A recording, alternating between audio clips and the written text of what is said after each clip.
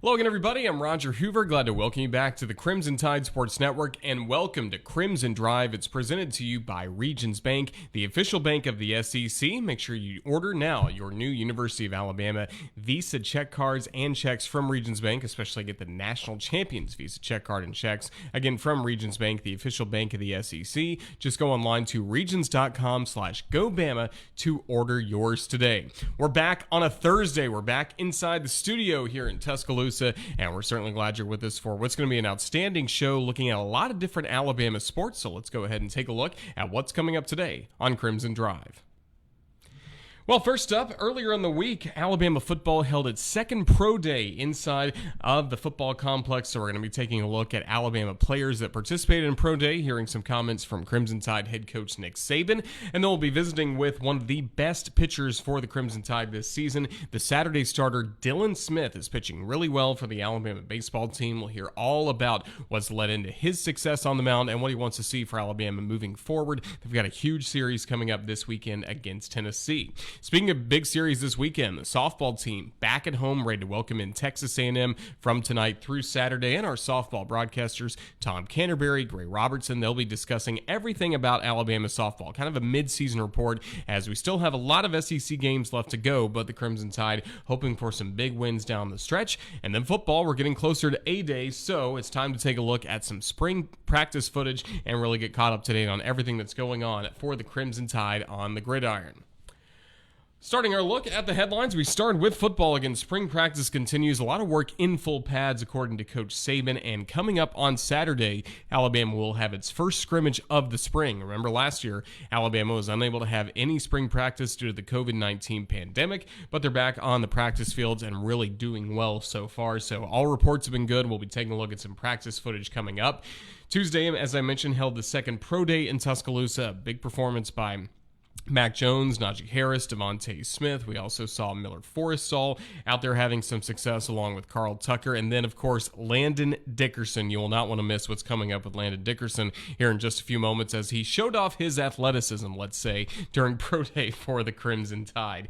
And everything for spring practice still gearing up for what's coming up on April 17th, the 2021 Golden Flake A-Day game inside of Bryant-Denny Stadium. We'll be having a lot of coverage getting you ready for A-Day in the next 2 weeks. Baseball team last weekend was at home against the Ole Miss Rebels, number 3 team in the nation. Ole Miss did sweep Alabama both in a Friday doubleheader and Saturday's single contest, so a tough time for the Crimson Tide baseball team. They've lost now 6 games in a row, but after finishing on Saturday, did not have a game on Sunday, also no midweek game for the Crimson Tide. Earlier in the week, head coach Brad Bohannon joined me on Hey Coach, and he said kind of this break comes at a really good time of the year for Alabama. They get to stay at home, no travel or anything like that this week. They do welcome in a very talented Tennessee team that's 5-1, ranked 9th in the country. So it's Alabama against Tennessee Friday through Sunday at Sewell Thomas Stadium. And again, coming up, we'll be hearing from Dylan Smith. He'll be taking the mound for the Crimson Tide coming up on Saturday night. So make sure you stay tuned for that interview with Alabama's Dylan Smith. Well, the softball team, also a tough weekend, kind of a different series for them, playing from Saturday through Monday night against Kentucky. Won the first ball game, but then dropped the final 2 to the Wildcats. So kind of Coach Murphy's team trying to get back on track. They did not have a midweek game, playing on a Monday night, traveling back to Tuscaloosa. Pretty quick turnaround, getting ready for tonight because Texas A&M is in town. A Thursday through Saturday series at the Rhodes House. And coming up in a few moments, we'll hear Tom Canterbury and Gray Robertson, our outstanding softball broadcasters, discuss kind of where Alabama stands after the Kentucky series.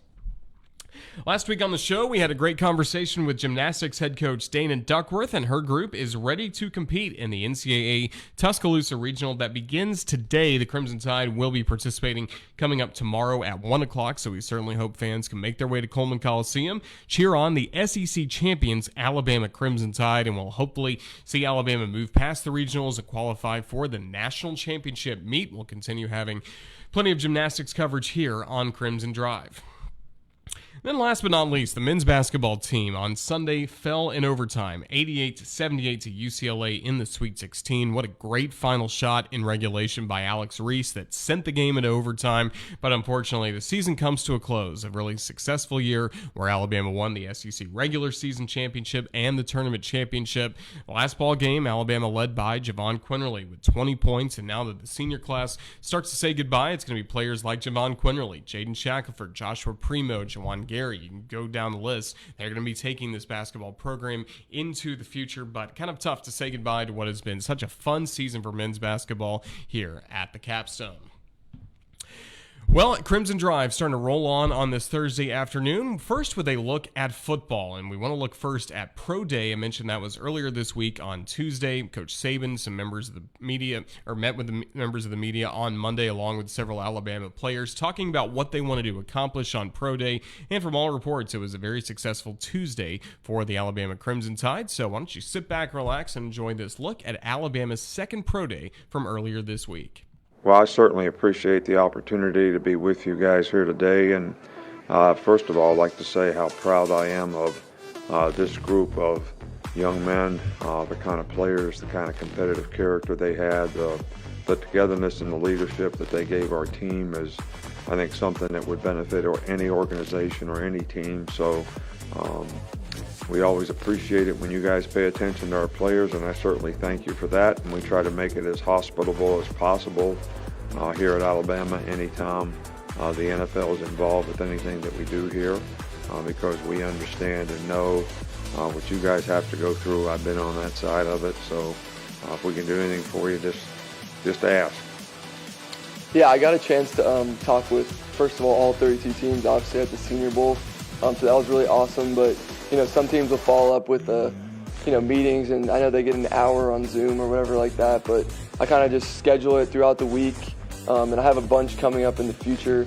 Like, honestly, right now, between my pro days, I kind of didn't do a lot of that stuff just to focus on pro day, but I have met with about at least 20 teams, it seems like, at this point, and there's a few more coming, so.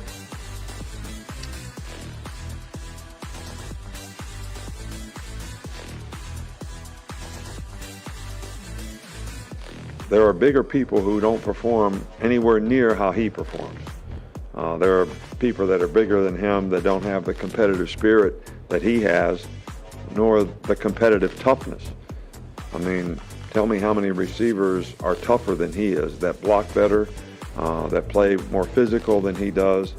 So I think maybe there's a time when you say, this guy really overcomes the fact that he's not the biggest guy in the world, and he really plays this game really, really well. And I don't think anybody could argue that fact. Seldom did he force the ball, seldom did he turn it over. Really managed exactly what we expected him to manage. And I know that when you say a guy does that, everybody thinks he's not a very good player. He's not capable of anything else but managing. But to me, to be a good quarterback, you got to be a good manager. Then your ability to make plays sort of, goes from there. And Mac has ability to make plays because he's smart, he's accurate, he's going to throw the ball in the right place, and he's going to always help the offensive team be in the right situation, whether it's a run or a pass or whatever. So he is really, really smart, but he's always really well prepared.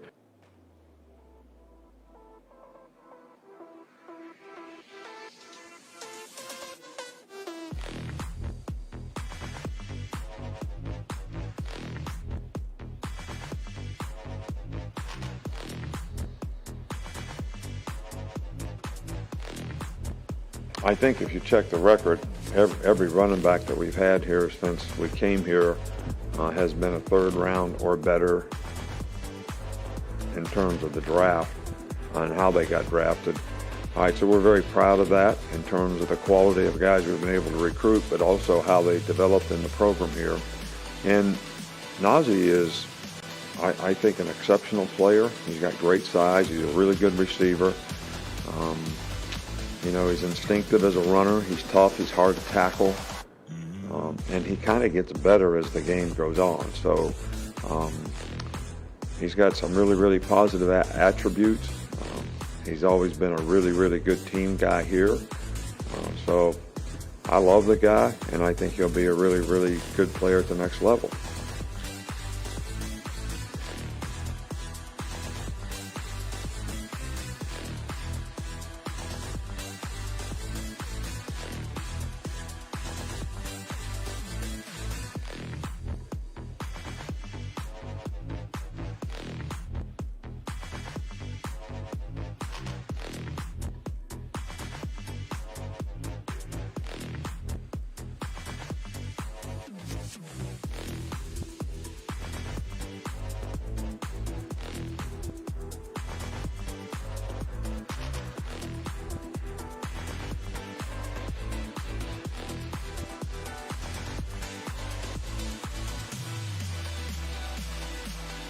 I just think Mac, I think it's a great example of what Mac did as a player. You know, he came here, he was a scout team player. He had a hard time. He's very competitive. He wanted to do everything exactly right. He had a very hard time managing his frustrations when things didn't go well, and it would affect his next play. So it took a little bit of maturity on his part to understand, hey, make a mistake, learn from it, don't waste a failing, play the next play.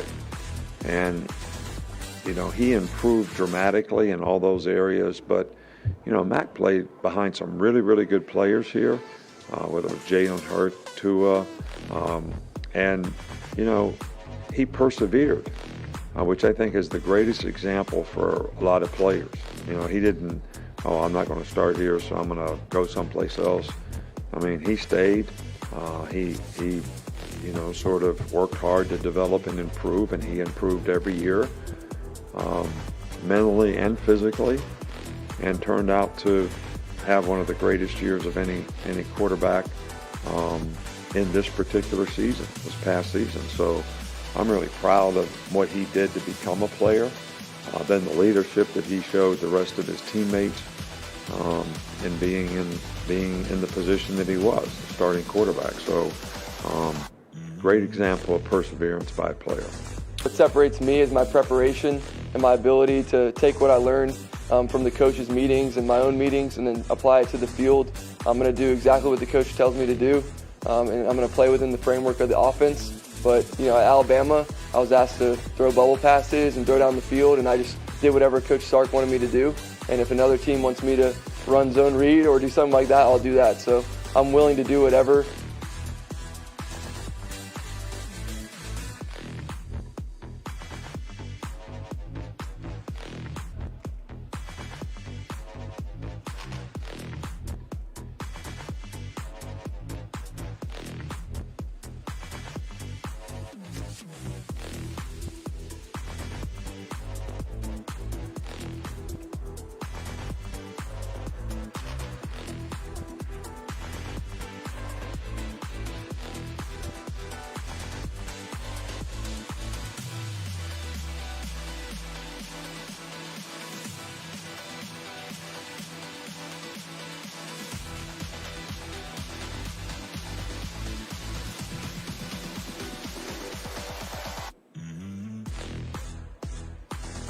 Mac's one of my best friends.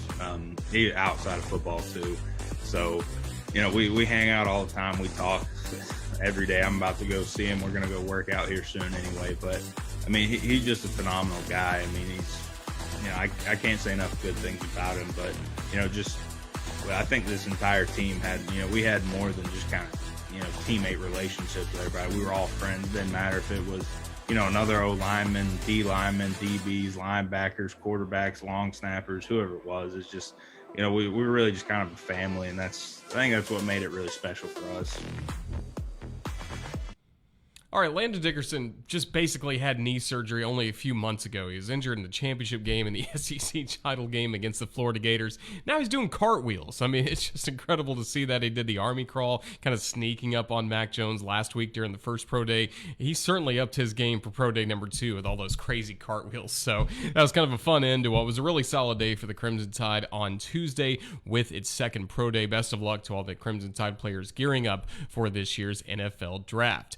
Switching Switching gears now to baseball. If you've been watching the Crimson Tide baseball team, I'm sure you have loved watching Saturday games for Alabama when Dylan Smith has been on the mound because he's racking up a lot of strikeouts. Had back-to-back 10 strikeout outings against Charleston, against Stetson. He's been performing well in the SEC series so far as well. So kind of with all of that, we wanted to sit down and talk with Dylan Smith, learn a little bit more about him, and because we hadn't seen much from him in the last couple years for the Crimson Tide, but this year he has made huge strides on the mound, and so I think you'll really enjoy this conversation with Alabama baseball's Dylan Smith.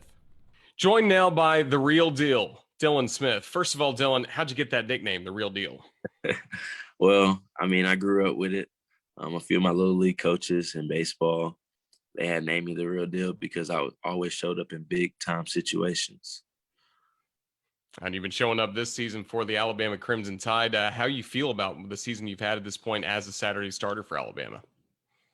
I felt, great about my start so far. I mean, I'm hoping we can get a little bit more wins out of it. But like I said, you can only control what you can control. And I don't have any doubt on our team. I feel we'll be really good. Yeah, what was the offseason like for you getting ready for this year? It was an offseason that none of us really expected. You didn't think the season would be done on March 12th like it was, but how'd you kind of go from that time to where we saw you guys on opening day? Yeah, so pretty much over the off season, because of COVID, I pretty much worked out and gained weight. I pretty much, I played in an event in the off season with CSBI, and there I kind of just worked to beat those guys with my stuff, kind of improve, like I said, with my focus level. I feel like that has taken a toll and has helped me mature and grow on the field and off. And then that's led to, again, really good results for Alabama. You've been picking up a lot of strikeouts. You look back to some of the 10 strikeout outings you've had. What's working for you the best on the mound? Yes, on the mound, I'm using more of my curveball. My fastball command has gotten a lot better. My slider is now playing big. I've been working on that pitch, trying to make it a harder pitch and get away from my curveball mile per hour range. So I've been kind of adjusting a few things here and there, and then my splitter will play every once in a while to keep some guys off balance. Yeah, what do you like about that splitter, and how have you developed that recently? Yeah, recently I throw it to a lot of lefties, and occasionally I might throw it to a righty, but it helps to change the hitter's views. Like, a hitter's not going to be expecting that pitch when I've been mainly throwing curveballs, sliders, and fastball. So it's just a pitch that catches their attention. Do you enjoy the battle and the mental battle a lot of times between you on the mound and then the hitters at the plate, especially some of these elite SEC hitters we've seen the last couple of weekends? Yeah, I enjoy the mental battle. I mean, every time you're out, you're going to face someone that's really good. And my job is, like I said, is to get them out. Especially fun like second or third time through the order? Oh, yeah. Coming through the second time and third time. If you got a hit off me, I'm coming for you. I'm coming for you. What can you tell me about your catcher, Sam Prater? It seems like he's been really helping you through a lot of these starts. Yeah, Sam Prater is a great guy, a great catcher behind the plate. He's actually worked with me since my freshman year. He's always been the type of guy to always push me forward and tell me, hey, you got great stuff. You just got to be able to use it and capitalize on your opportunities. And that's what I've pretty much done up to this point. You've been getting a lot of strikeouts, but also when opponents put the ball in play against you, your teammates behind you are making great plays defensively, especially on the infield, it seems. Oh, yeah. Coach Bo, he preaches defense. You got to play defense if you're going to win games. He said that's the separation point in close games and big games. You got to step up and make the least amount of errors in those situations. Well, for you, you wear the number 25. I read that's because of Satchel Paige. Is that true? And then what do you love about Satchel Paige that made you want to wear 25? Yes, I love Satchel Paige. It actually is true. So growing up, I played on this baseball team called the Missouri City Monarchs. We were an all-black team. And pretty much all of us had a reason we wore a number, and mine was 25. And I did a research paper on Satchel Paige, and pretty much I fell in love with his stuff. I mean, he's been a great player, had good stuff, and everyone loved him from what you read in like the stories and the different articles and books. I mean, similar player. I'm skinny. He was skinny. Whippy arm. Yeah, and he really knew how to pitch. I mean, not just throw, but like pitch, finding ways to, take off a little bit. Have you really been experimenting a lot, different things like that? And is that working for you this year? Yeah, pretty much. Coach Jackson has kind of let me do my thing up there, and everything is playing how we want it to. It's been something on some of these SEC Network broadcasts I've done, watching you after you leave a start. You're still at the very front of the dugout. You're still really fired up. It reminds me of a guy I knew in the minor leagues, Jose Fernandez, the late Jose Fernandez with the Marlins. Like every time he would come out, he was as locked in as anybody on the bench. And it really seems like you're the same way. Yeah, when I'm locked in, I'm locked in. I mean, like I said, you got to be that person that's going to fire that team up, get them going. And since, I've been starting, it's kind of been a different view.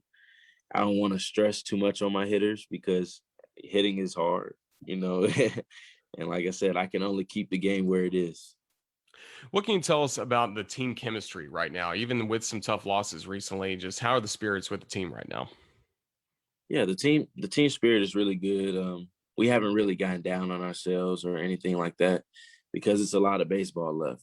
One game or a few games is not going to dictate the rest of your season, and you can't let that dictate the rest of your season because if you do, then the rest of the season is kind of out the door. You got to move on from it.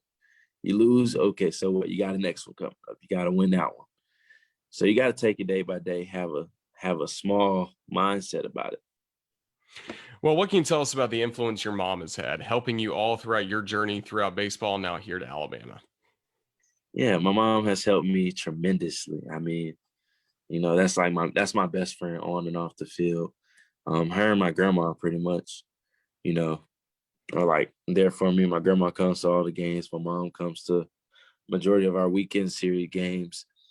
But yeah, she has helped me through like some tough times on and off the field, whether it's been like, classroom things if I was stressing about something or, baseball if I felt like, hey, like we're having a tough situation here and I want to talk about it, because sometimes you kind of get in that little mental state and you're like, I don't know if I want to talk about this. But she's helped me through a lot of things and has kept me going where I am today. No, but yeah, she's been there for me since day one. It's always been me and her, and that's been it. Well, and it's taking you here to Alabama. We'll start to wrap things up on this. Of course, a couple weeks ago, Coach Oates said, we don't have to be a football or basketball school. We're a championship school. You guys on the baseball team have got to love the success that football, basketball, gymnastics, all these different sports are having. Do you have a lot of friends in those sports that are having success? You like to cheer them on? Oh yeah, we cheer everybody on that wears this Alabama A. I mean, we want to be the next championship team, but we got to continue to put in great work on the field and let everything fall in our hands and keep playing. I imagine when you're getting recruited and then Coach Bo and the coaching staff takes you to an Alabama football game, that has to stand out among all your recruiting visits, right? I mean, when I recruited, it was a little different. I actually didn't go to a football game. Okay. I came to a baseball game. So it was pretty much different because I came onto the scene about, my senior year of December. Alabama offered me. So my recruiting was a little bit different from everybody else's. Well, what made Alabama stand out? Why'd you end up choosing the capstone? Yeah, Alabama was my dream school since I was a little kid. And, I had family that was close by, and I felt like it would be a great decision if I came to school and grew as a young man. And a degree here at Alabama is outstanding, It holds a lot of weight. Before we let you go, any final message to the Crimson Tide fans that are watching this? And we obviously hope they're going to come this weekend to watch you guys play Tennessee. Oh, yeah. Come out and support us and roll Tide. Well, Dylan, thank you for your joining us and thank you for all your success that you've had for the Crimson Tide this year. Roll Tide. Roll Tide.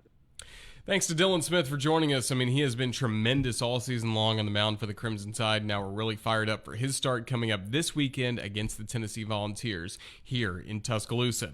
Baseball teams at home this weekend. The softball team at home as well. They're starting their series tonight with Texas A&M at Rhodes Stadium, so hopefully you can make it out to the ballpark. If not, though, make sure you listen on the Crimson Tide Sports Network. And our broadcasters on the network are Tom Canterbury and Gray Robertson. And earlier this week, they had a chance to sit down and kind of talk about the last series that Alabama just had against Kentucky, plus what's ahead against Texas A&M, and just kind of a mid-season report. We had these guys on with us very early in the year, just as Alabama started the season, but around this time, we wanted to check in, see where things are, so I think you'll enjoy this conversation with Tom and Gray on all things Alabama softball. Thanks so much, Roger. This is Tom Canterbury alongside Gray Robertson, bringing you a preview of Alabama softball coming up this weekend. The Tide hosting Texas A&M Thursday, Friday, and Saturday, and Alabama coming off of the Saturday, Sunday, Monday series back in Lexington last weekend. We're going to touch on that real quick before we move forward to what's coming up this weekend. And Gray, it was a fun trip to Lexington for us, but the team, it was kind of a mixed bag, so to speak. The Tide dropped their first series of the year in the SEC. Won game 1, and then game 2 and 3, it was weird things happened in both those games. Things abruptly fell apart, especially on Monday. Alabama, it looked like, was in firm control for 5.5 innings of what turned out to be an 8-inning game, but that's why you have to play all the way through. And Kentucky was able to take advantage of some Alabama mistakes on Monday night. Kentucky never gave Alabama much of an opening in game 2, and so really, it was just kind of baffling to see what Alabama struggled with, because the issues, for the most part, that the Crimson Tide had with pitching, with the defense, were issues that hadn't really been a problem for most of a year. So that, to me, says, why are we freaking out? Why is there a need to even talk about a panic button? But at the same time, I think the nature of the losses makes you have a really big eye on this weekend, because it's going to be really important to see how this team responds after losing in such a heartbreaking way. But bottom line, you lost 2 games, but they were 2 games by a total of 3 runs, one of those in extra innings, to the number 7 team in the nation on the road. So I'm with you. I don't think you pushed the panic button quite yet because of it. But like you said, it was just uncharacteristic things that happened, errors in game 2, and then the pitching giving up back-to-back home runs to tie the game up in the 7th inning, something you're not going to see happen from this team very often. No. Lexi Kilfoyle actually giving up those 2 home runs in the 7th. The first 2 home runs she's given up all year. So, as I think we said this in postgame, Alabama entering that night had given up 6 home runs all season. They gave up 3 in game 3 against Kentucky. There were just some things that you can't really explain that happened, some mistakes that were made that, probably aren't going to happen again. And unfortunately, they all seem to happen at one time in one night. Yeah, but one of the positives of this sport is you get to come right back and try again. You get the way the schedule turns out, a really quick turnaround here this week, because as I said, it was a Saturday, Sunday, Monday series for TV last week, and this week it's a Thursday, Friday, Saturday series for TV, and also because of the Easter holiday on Sunday. So you come back, you have a day off, you practiced on Wednesday, and then we're playing on Thursday. So a quick turnaround, not a lot of time to sulk, but it's a time really just to get right back up on the horse. Yeah, I hope you caught up on your sleep, Tom, because we're ready to go. I mean, these game times this weekend, we've got late, and then very early to cap it off. And I think it's going to be really interesting to see how the team responds in game 1, because like you said, there hasn't been time to really work on things in practice. Off day Tuesday, practice on Wednesday, but I've got air quotes up, because as people in the state of Alabama know, Wednesday we had quite the weather. As per usual. So I'm not totally sure what the plan was. I know that early afternoon practice would have been at best indoors. I'm not sure how things were later on Wednesday, but either way, you've just got to take what you've learned in the last week and a half and apply it in this series against a good Texas A&M team that is playing a lot better than I think either you or I anticipated. Yeah, A&M kind of picked toward the bottom of the conference in the preseason polls, but they are toward the middle right now. And that is a really impressive job by them. I'm not being sarcastic. It really is a heck of a job to get to where they are. They've got themselves in the top 25, and they bring in one especially really good pitcher and then a really good power hitter as well, Greg.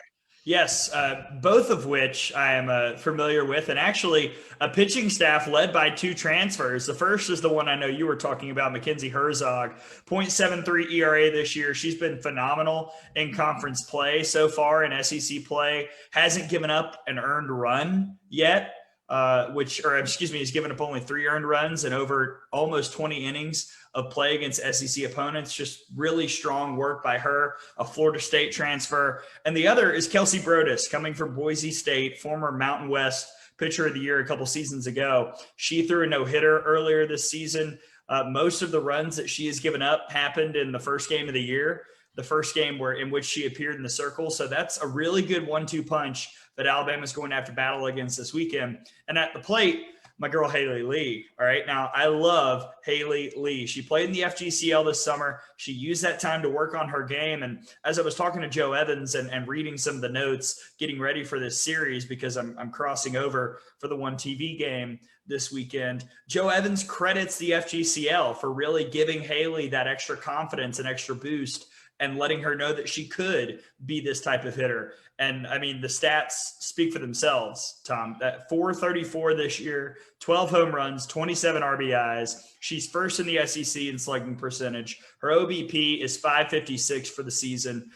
She is going to be a force this weekend that Alabama's pitchers are just going to have to deal with. But that's looking at the opponent. But if you're Alabama, I think after what happened this past weekend, you got to be worried about yourself. You got to you figure out where you're at and what you're doing. Are you sticking with the lineup that you've been putting out there? Are there changes? We're hoping maybe we may see a player come back from injury. We don't know. We're kind of still in that flux time as far as whether Jenna Johnson's going to be able to come back yet or not. But either way, you just have to look for some confidence up and down this lineup. Right. And I think it does start with making sure that Patrick Murphy solidifies a couple things here. We've seen some movement in the lineup, and I think it is time to start to make those choices and just pick and go with it and be confident in your selection. And I think it is really important for Alabama to just focus on themselves, take it an inning at a time, a game at a time, and try and get back to what was going so well this year. As you know, we were doing these calls to get ready for TV. I was going through old box scores, and I thought back to the Bama Bash when no one could shut down this Alabama offense. And without Bailey Dowling, to get back to that level, it's going to be difficult, but the pieces are still there. So I do have confidence that this team can get back to where they were. But it is about, making sure that you turn over from last weekend and get ready for this weekend and make adjustments and show that you learned from such a heartbreaking defeat on Monday in Lexington.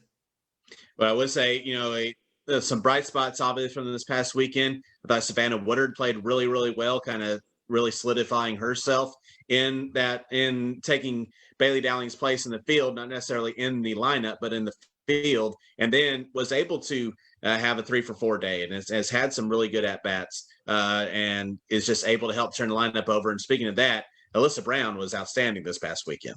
Yeah, they were both great. I mean, Savannah Woodard had, especially in Game 3, a confidence about her that, when she has that air around her in the box, yeah, I'm not sure you're getting her out, Tom. She was hitting the rise ball. She was hitting the drop ball. She was hitting pitches up and down the zone, and she was getting hits and getting hard hits off of each pitch. Alyssa Brown, it was interesting, because she started 4-for-4 and then technically ended the series 0-for-6. But she was on base so much more than that because of the havoc that she can wreak when she lays down a bunt or she slaps. She makes the defense make mistakes. So the batting average and even really the OBP doesn't ever tell the full story with Alyssa Brown. And if those two can be productive at the bottom of the order, maybe you get a big time hit from Claire Jenkins every now and then. Maybe you get whoever's at third, Clark or Morgan, to step up and get a big hit. That's going to be really all you need for the bottom half of the order, because 1 through 4, they're going to get theirs at some point every afternoon. So that is coming up this weekend. Thursday's game is at 5 o'clock. Airtime on the network will be 4:50. Friday's game also at 5 o'clock, 4:50 the airtime on the Crimson Tide Sports Network. And then Saturday, 11 a.m., 10:50 the airtime here on the network. I'll have all 3 games for you on the radio. Gray will be with me on Thursday and Saturday, and then he's going to go do some TV on Friday. But it should be a heck of a series, and one that has become a very vital one for Alabama as far as their overall goals go. Right. If Alabama wants to win an SEC championship, I'll tell you what can't happen is a series loss. I think Alabama can maybe squeak by with just a 2-1 win, but it's almost, considering what Arkansas is doing at the top of the standings at 9-0 and what Florida is doing at 8-1 and what their schedules look like going forward, Alabama is near must-sweep territory, which is ridiculous. That shouldn't be the case. It feels dirty saying that for the 4th weekend of SEC play, but it's vital that Alabama comes out and plays well against a good Texas A&M team. When you look at the standings, there's Alabama. Right there behind them is Texas A&M. So it is really important for Alabama's SEC goals that they certainly win this series and maybe do more. And again, we'll see how the team responds when they've got that kind of pressure on top of them. So once again, that is Thursday at 5, Friday at 5, and Saturday at 11. Alabama hosting Texas A&M at the Rhodes House. That's Gray Robertson. I'm Tom Canterbury. Thanks for joining us here on Crimson Drive, and we'll turn things back over to Roger. Thanks, Tom. Thanks, Gray. Really enjoyed that conversation on Alabama softball. Make sure you listen to them coming up this weekend as Alabama is at home against Texas A&M. Before we say goodbye on this Thursday afternoon for Crimson Drive, of course, we know all of you are excited for Alabama football, the Crimson Tide trying to defend the national championship from this past year, and this season getting to go through spring practice, something that did not happen a year ago due to the COVID-19 pandemic. But this year, the Crimson Tide are on the practice field, so we thought you'd enjoy just a couple of minutes of kind of watching in some practice footage, getting to see some new faces, getting to see some familiar faces, and also just listening to the sounds of football here in Tuscaloosa.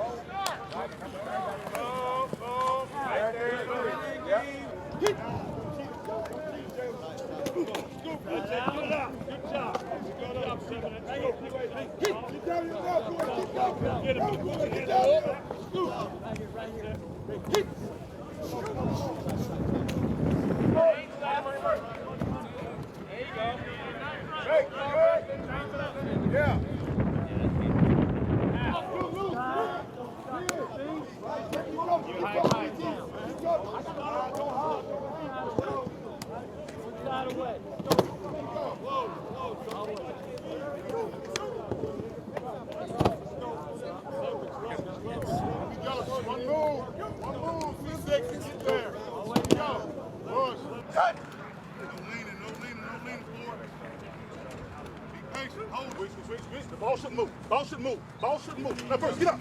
Ball should move, B-World. Here we go. On first sound. Ready? Hit. Move. Good. Good. Hit. Good. Go down. Ready? Hit. Good. Now bring in your hands. See it? Got to shoot our hands in it. Good. We're putting it all together. We're just coming off the back. Hit. Good. Perfect. That's what I'm talking about. See how his hands hit first? We go down. Ready? Hit. Good. Now bring in your hands. See it? Good. Now bring in your hands. See it? Got to shoot our hands in this. Grab that, Byron. Elbow out. Stay down. Stay down. Let the elbow inward. Good. That's better. Better, Byron. Come out. Stay down. All right.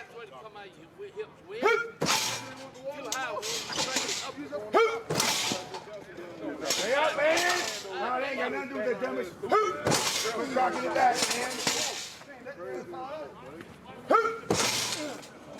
We got a 3-point. Get tighter. Get tighter. Stop. Good. All right, sit there, right? Get tighter. Just love hearing those football sounds at this time of the year as the Crimson Tide are gearing up for the Golden Flake A-Day game coming up on Saturday, April 17th. Of course, full coverage available on the radio as well as on our Facebook page with the booth cam. So a lot coming up. We're going to be talking a lot more football, getting ready for A-Day in a couple of weeks. Now, this weekend, we have a very busy time here on campus at the University of Alabama. So let's check out our upcoming broadcast schedule around the network. Starting with the baseball or the softball team. Why don't we start with them since they are playing tonight against Texas A&M, as you heard Tom and Gray talk about. It is Alabama at home against Texas A&M, 5 o'clock on this Thursday, 5 o'clock tomorrow as well, and then one final game on Saturday at 11 a.m. to round out the series. Baseball team at home against Tennessee, as Alabama's 1-5 in the SEC, Tennessee's 5-1, so the Crimson Tide really hoping for some wins this weekend against the Vols. Friday and Saturday at 6 p.m., and then Easter Sunday, an earlier start at 11 a.m. for that final game of the series with Tennessee. Gymnastics, best of luck to Dana Duckworth and the Crimson Tide gymnastics team as they are hosting the NCAA Tuscaloosa Regional that started today, but Alabama will not compete until 1 o'clock coming up tomorrow at Coleman Coliseum. Then the regional final will be on Saturday, so if you have the chance to make it to Coleman, go support the Crimson Tide as they look to get back towards the national championship meet and bring back even more hardware in the season that's already resulted in an SEC championship for the Alabama Crimson Tide. Well, this has been Roger Hoover. Thank you so much for watching Crimson Drive on this Thursday afternoon. It's presented to you by Regions Bank, the official bank of the SEC. Make sure you pick up your new University of Alabama National Champions Visa check card and checks from Regions Bank. Again, the official bank of the SEC. Big thanks to Ethan Karaman, our Facebook Live producer, for putting all of this together. Thanks as well to Dylan Smith of the Alabama baseball team for joining us, as well as Gray Robertson and Tom Canterbury for their softball discussion, as well as Alabama Athletics for providing all of the football content that we saw on the show today. Special time on campus here at Alabama, so make sure you go and support the Crimson Tide coming up this weekend. Until next Thursday, have a safe start to your weekend, good afternoon, and roll Tide.